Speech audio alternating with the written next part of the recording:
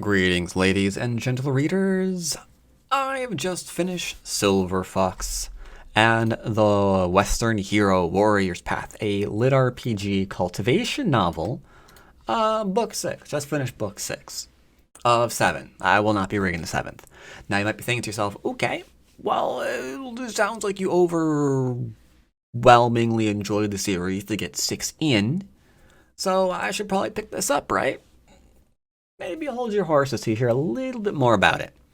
Because right away, lit RPG cultivation. And if you have read lit RPG or cultivation, you know that this is a very dangerous genre. There are some pretty good ones.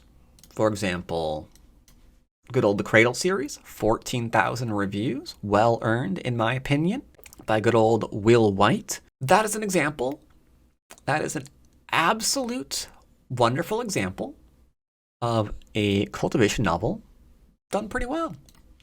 To Flail Against Infinity, a book that had, I think, 300 reviews at the time I reviewed it, now up to 1,100. Another well done cultivation novel.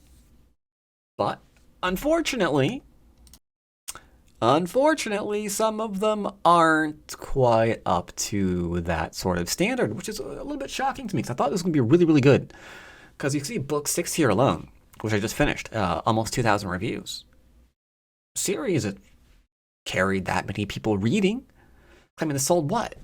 If it's got 2,000 reviews, it sold what, 20,000 copies at least? I thought, okay, yeah, this is going to be pretty good. This is going to be pretty good. And to be fair, there are some good things about it. There are a lot of bad, but there are some good. Let's go ahead and focus on the good first and foremost. Let's go ahead and get that out of the way.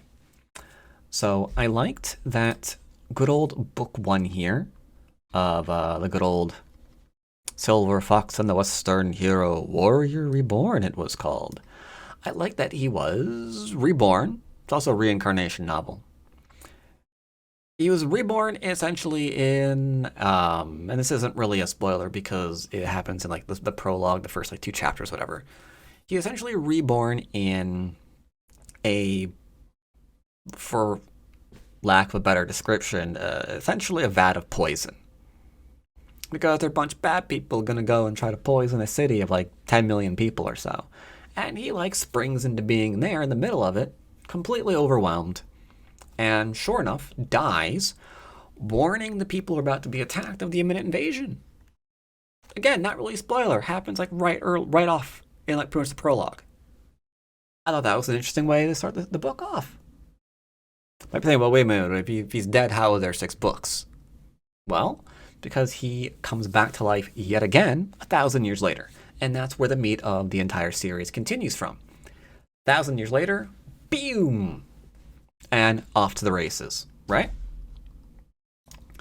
That I enjoyed.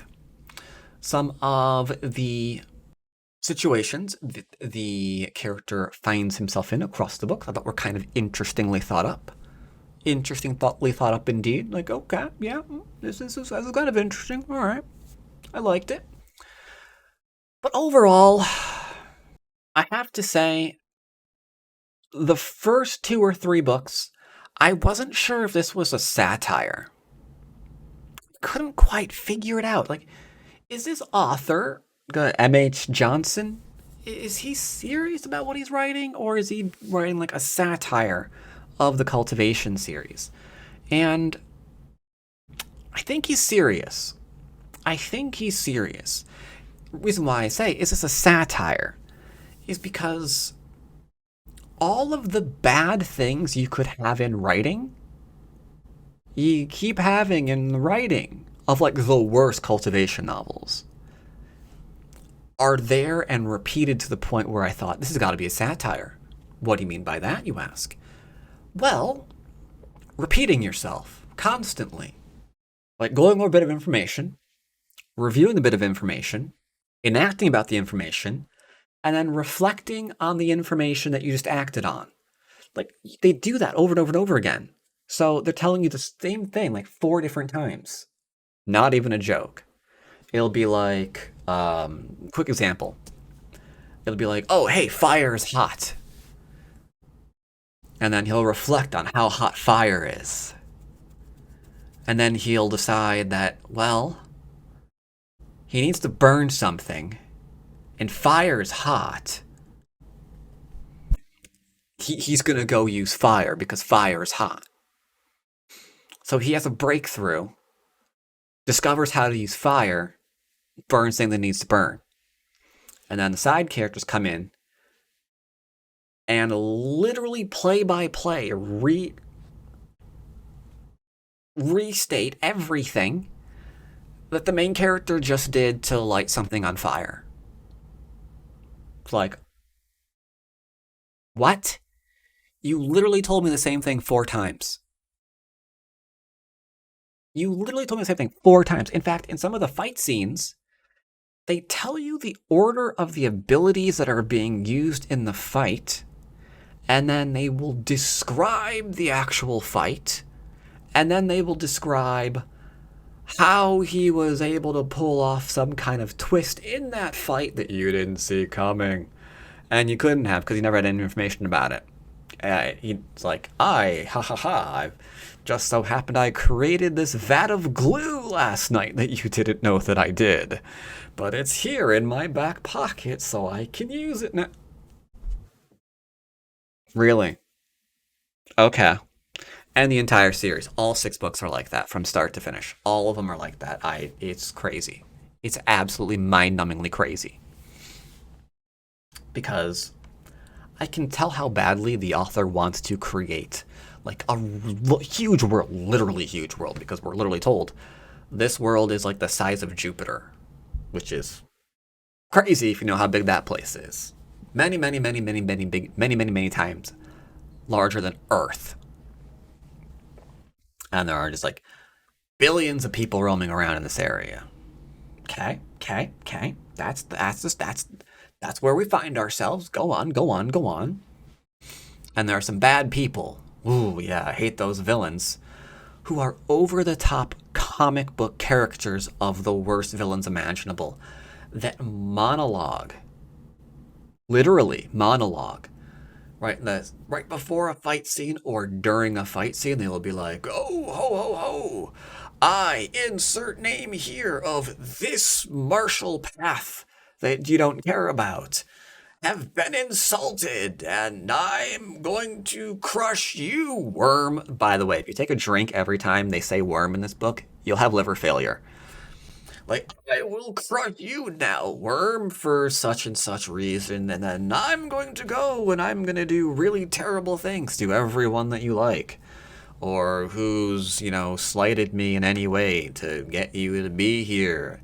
And it takes up pages at the start or in the middle of a fight. They'll just go on for pages monologuing. And it's not even the worst. Because everybody in this book monologues. Nobody until like maybe the beginning of book 1 and parts of book 6 does anybody have anything approaching a normal conversation. I wish I was joking, but I'm not.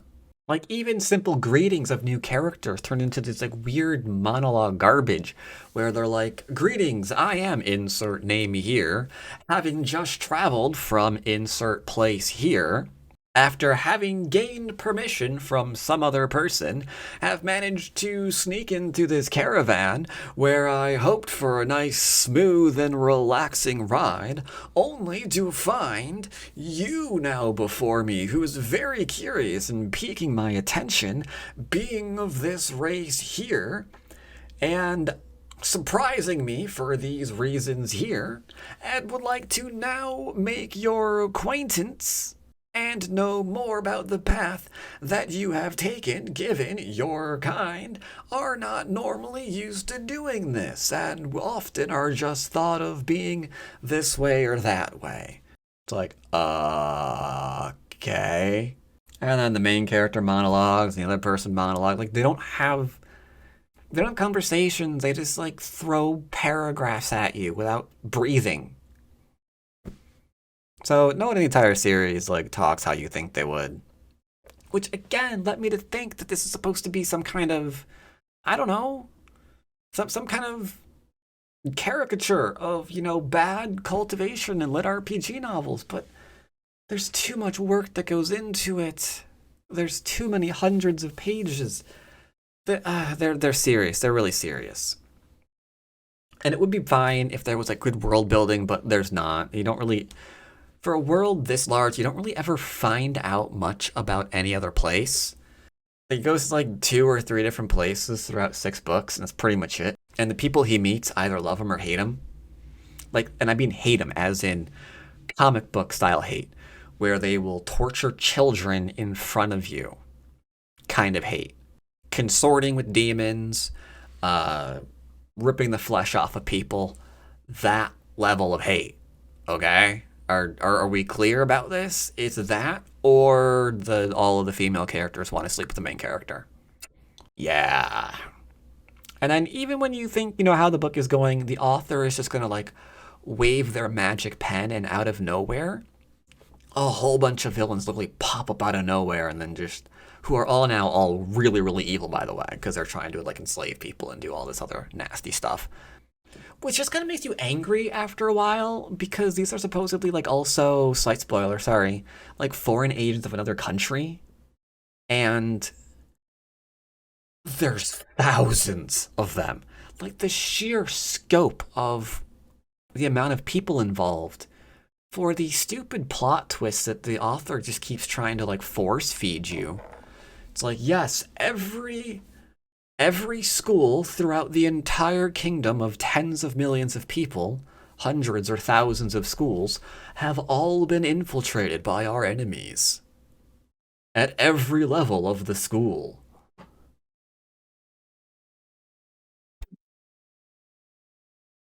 And none of the counter spies in this kingdom, none of the authority figures anywhere, none of the nobles. That none of them figured this out, huh? They're just like completely blind to everything. Yeah, apparently.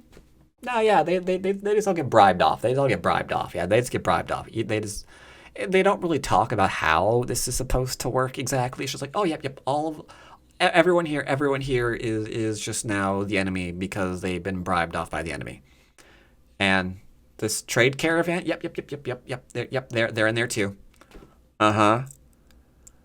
And the patrols around the capital where all trade and all power resides. Oh yep. They've all been bribed off too. Yep, these are all enemy soldiers now. Yep. They snuck in. No one knows they're there. And there are hundreds of them. Yep. Hundreds of them in view of the capital, right there. Yep. It's like you didn't think about any of this through, did you? Not even for a second. Like the sheer amount of people wouldn't be involved. Like you wouldn't care if the country fell, because they'd all be horrifically incompetent. Like you wouldn't care. Kill them all. Who cares? Like yeah, okay, fine. Do whatever you want to the princess and the emperor because they clearly are stupid because you don't know what's going on in literally their backyard. Despite obviously having like these elite magic soldiers of awesomeness at their disposal, yeah, they all missed it. They all missed it. These like lower ranked soldiers who they could completely, do away with wave with their hand. Yeah, I missed them all that had been like torturing and killing all these people. Oops, we missed it. So it's just completely unbelievable and stupid. And I wish I could give this glowing recommendations, but unfortunately I can't because bad guys pop out of nowhere for no reason that doesn't make any sense. All the bad guys are all horribly one-dimensional and all just like torturing people. Everyone on the main character side is usually all completely in love with him immediately or awed by him. They love doing that, like awe and wonder as they stare at the main character. When they're not trying to sleep them, of course. It's just I'm done. I thought about just finishing the book, but honestly, I don't even care. The last one is like even this was a slog at book six, being 1,000 pages, with all the repetition and horrible stuff that goes on. Next one's like 1,400, and from what I hear, it just sucks anyway. 'Cause they do the same thing over and over again, and they just like make sure the main character never wins anything. because the one time that the main character does win anything, the author immediately reached in and ripped it away because it's the power creep, right? You can't have the main character be a get powerful, especially if you aren't a good enough author to figure out how to incorporate that in your writing and write around it or plan for it or whatever. Like the author can't do that. They proved it repeatedly. They can't do that. So instead of figuring out what to do about it, they do the old whoop, and now it's gone. So yeah, this book sucks. The entire series sucks. It's good if you want a book where, I don't know, you want a main character who all the women are fawning over. If you want to read comic book style, all the bad guys are torturing puppies. That yeah, sure, this is for you. If you have trouble holding on to a fact and you need it repeated for you, like over and over and over again, this repeats it like 4 or 5 times, sometimes per. I wish this wasn't true. Sometimes per chapter, they'll repeat it 4 or 5 times, same information over and over and over again. Then yeah, if that sounds what you need, then this is for you. Otherwise, stay clear of this garbage because holy crap, is it bad. I'm only lucky that I managed to get this far in it because even though I did snag the first one, I borrowed the other ones from my friend who had made the mistake of also buying and reading it. So, well, go me. But oh man, oh man, oh man. Too bad, too bad. Either way, that's been my review of this book. No need to go into any more spoilers. There's just no point. Hope you enjoyed this. Have you read this before? Did you enjoy it? Did you not enjoy it? Let me know down below. And I'll see you next time. Take care, everybody.